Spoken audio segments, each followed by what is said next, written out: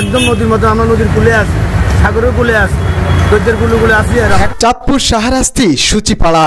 আপনারা দেখছেন পুরো রাস্তা হয়ে গিয়েছে নদী নালা। আপনাদের কাছে জানার জন্য জিজ্ঞাসা, এগুলো কি প্রাকৃতিক দুর্যোগ নাকি দায়িত্বে থাকা লোকজনের রয়েছে কিছুটা হলেও অবহেলা? রাস্তার বেহাল দশা সূচিপাড়া সিএনজি স্ট্যান্ডের সেই পূর্বের রাস্তা। তবে আরো একটি সুখবরও আছে, কক্সবাজার যেতে হবে না। যাদের কক্সবাজার যাওয়ার ইচ্ছা, এখানে আসলে সেই পানির ঢেউয়ের সাথে করতে পারবেন খেলাধুলা।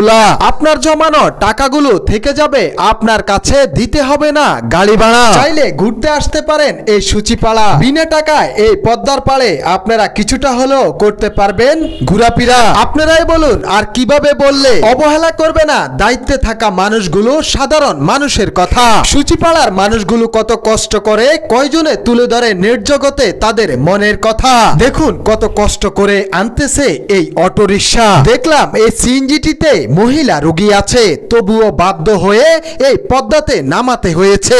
স্মরণ করেই দিচ্ছি আপনাদেরকে, ডেলিভারি করতে শাহরাস্তি হাসপাতালের উদ্দেশ্যে রওনা হলে, শুনতে খারাপ হলেও ডেলিভারি হয়তো হবে এই রাস্তাতে, নয়তো চলে যাবে না ফেরার দেশে। এমন ঘটনা শুনে আমিও ভিডিও করতে যাব সেখানে, কিন্তু সেই জীবন কি আর ফিরে আসবে? যারা দায়িত্বে রয়েছেন, অনুরোধ আছে আপনাদের কাছে, অতি দ্রুত আপনাদের লোকজন যেন এই সূচিপাড়ার রাস্তাটি মেরামত করে।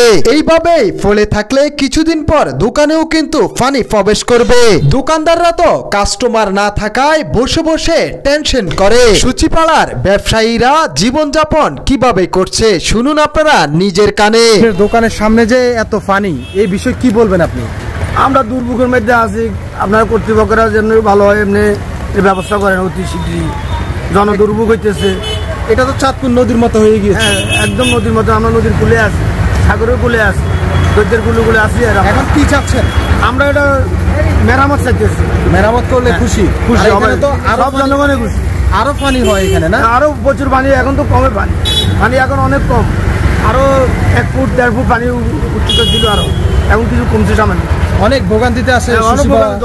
আপনারাই শুনলেন সাধারণ মানুষের কতটা ভোগান্তি। কয়জনে বা সোশ্যাল মিডিয়ায় তুলে ধরে সত্য কথাগুলি। আমি শরীফুল্লাহ কোনো কথা বানিয়ে বলিনি, যা সত্য তাই তুলে ধরার চেষ্টা করেছি।